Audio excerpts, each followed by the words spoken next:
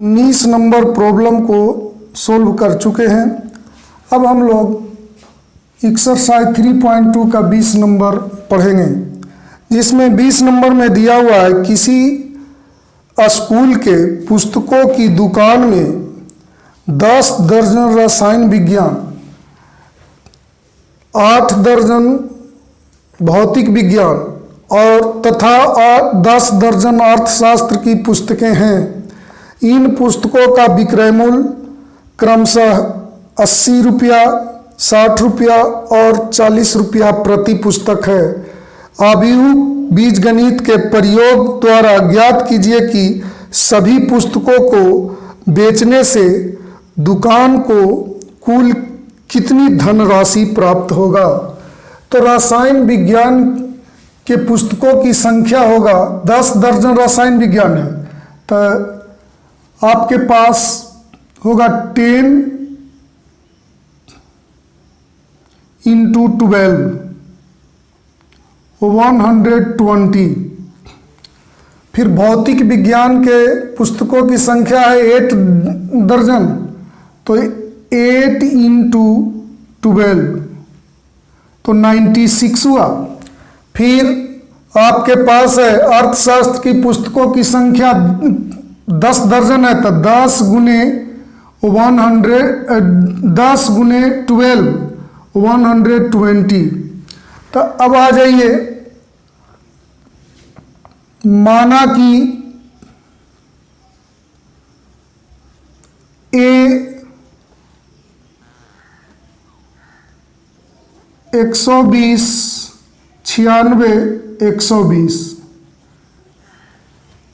ए एक वैसा मैट्रिक्स माने हैं, वैसा पंक्ति मैट्रिक्स माने हैं जो रसायन विज्ञान, भौतिक विज्ञान और अर्थशास्त्र की पुस्तकों की संख्या से बना हुआ है, तथा बी एक ऐसा स्तंभ मैट्रिक्स है जो प्रति पुस्तक रसायन विज्ञान, भौतिक विज्ञान और अर्थशास्त्र के मूल्यों से बना हुआ है। तो मूल्य कितना दिया है? विक्रय मूल्य दिया है 80 रुपये प्रति पुस्तक है रसायन विज्ञान का विक्रय मूल्य, भौतिक विज्ञान के प्रति पुस्तक विक्रय मूल्य है 60 रुपया और अर्थशास्त्र की प्रति पुस्तक का विक्रय मूल्य है 40 रुपया।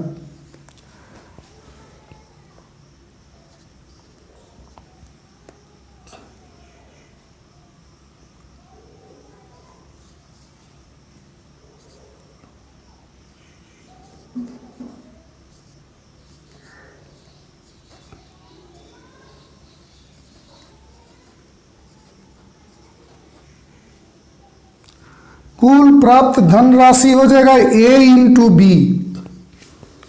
तो आप लोग कीजिए ए इंटू बी। ए आपके पास कितना है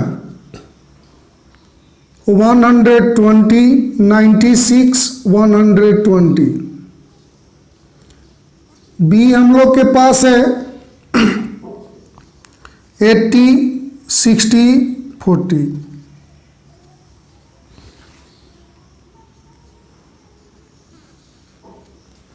इससे इसमें मल्टीप्लाई करेंगे तो 120 into 80 plus 96 into 60 plus 120 into 40।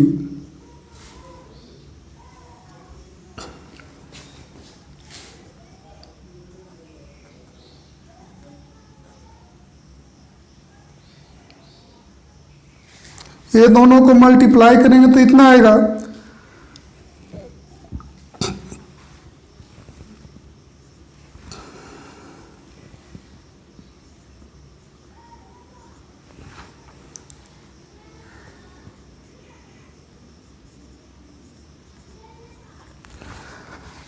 ये दोनों को मल्टीप्लाई किए तो ये आया, ये दोनों को मल्टीप्लाई किए तो इतना आया। अब ये तीनों को ऐड करेंगे 0 6 8 सब 15 6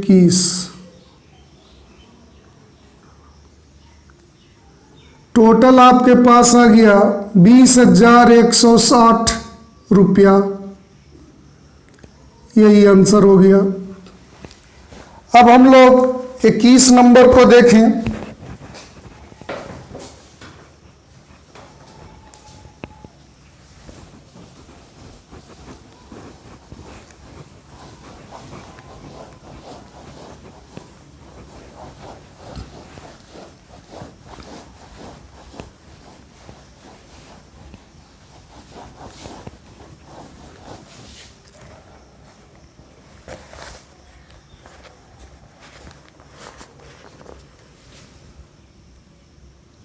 ये 21 नंबर बहुत अच्छे से आप लोग समझेंगे।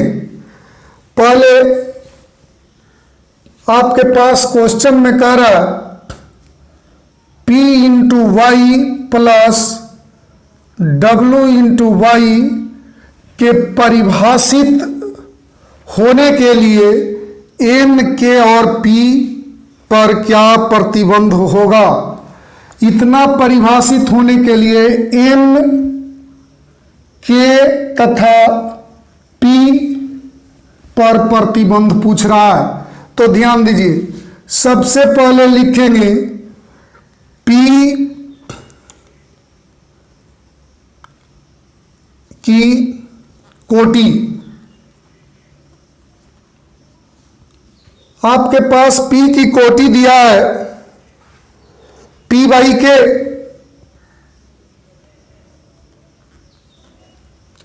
तथा Y की कोटि। Y की कोटि है आपके पास 3/k,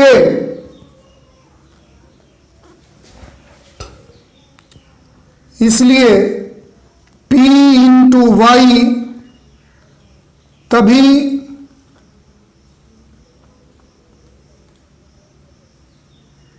तभी संभव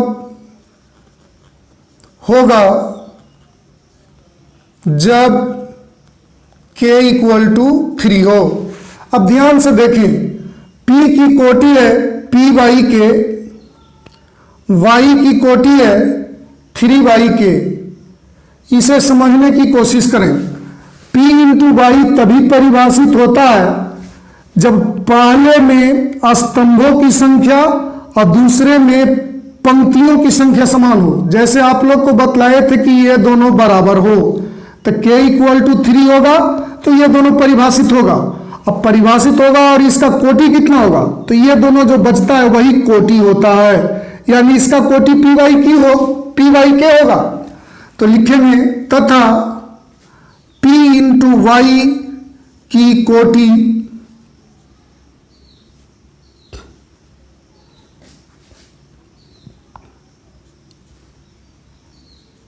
P/k बराबर क्या होगा, P/k होगा। अब देखा जाए W की कोटि,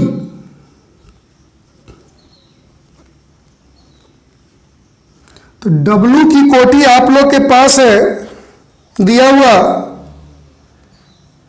N/3 तथा Y की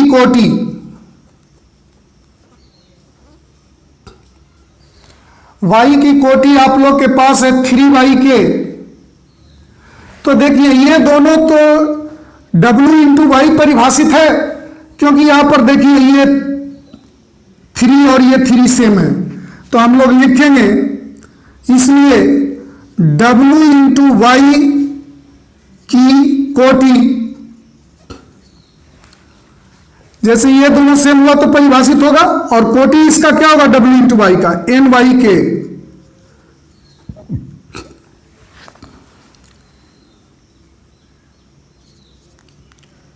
P/y प्लस W/y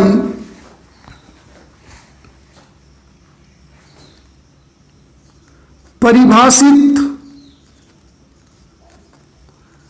तभी होगा जब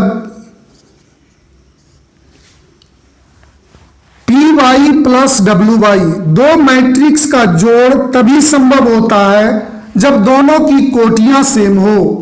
ये p इंटू वाई की कोटि इतना है, w इंटू वाई की कोटि इतना है, यानी ये दोनों का जोड़ तभी संभव होगा जब ये दोनों सेम हो।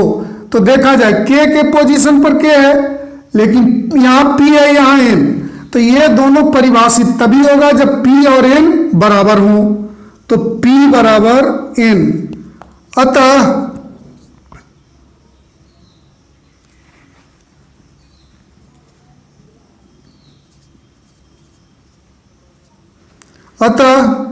आप लोग के पास आ गया k इक्वल टू 3 तथा p इक्वल टू n। इस प्रकार आप लोग का आंसर जो हुआ a हुआ। अब हम लोग एक्सरसाइज 3.2 का आखिरी क्वेश्चन एक बच रहा है आप लोग के पास 22 नंबर, उसे देख लें।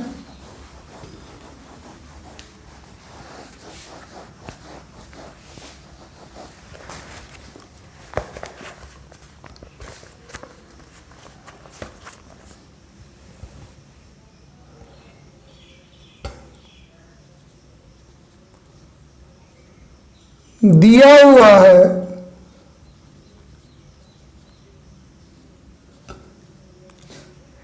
n बराबर p, n बराबर p दिया हुआ है, तो कह रहा है कि अवयव 7k माइनस 5z की कोटि है। तो सबसे पहले लिखेंगे x की कोटि।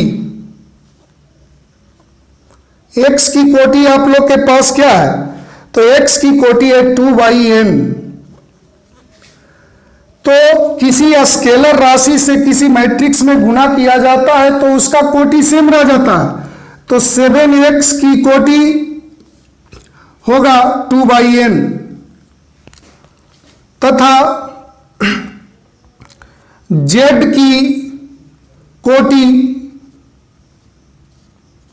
आपके पास क्या दिया है, z की कोटि है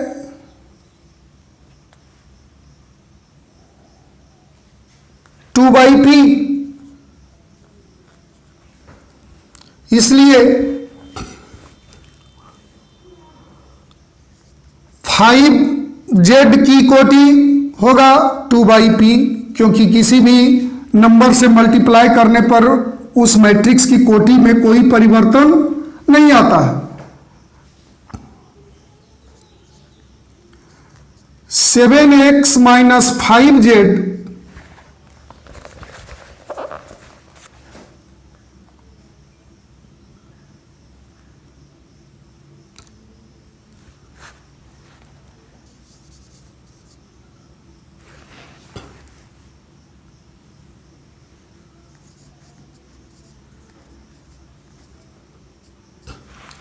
अब देखिए, दो मैट्रिक्स का अंतर डिफरेंस तभी संभव है जब ये दोनों समान हो। तो ये दोनों समान है, ये एग्जैक्टली ये दोनों समान है। क्यों? क्योंकि n और p बराबर है। तो दो मैट्रिक्स का अंतर या जोड़ किया जाता है तो जो दोनों की कोटि होता है वही उसके योगफल और अंतर दोनों का कोटि होता है। तो यहां पर अंतर है, तो 7x माइनस 5z की कोटि होगा इतना ही होगा और इतना होगा, क्योंकि ये दोनों सेम है, n और p क्या है, सेम है। तो कोटि को लिख सकते हैं 2/n या 2/p। अब हम लोग देखेंगे कि ये दोनों में से कौन ऑप्शन में दिया है। तो ऑप्शन नंबर बी में दिया है 2/n, तो यहां पर इसका आंसर क्या हो जाएगा, बी हो जाएगा। 7k माइनस 5z की कोटि हो जाएगा 2/n। इस प्रकार आप लोग को एक्सरसाइज 3.2 समाप्त हुआ।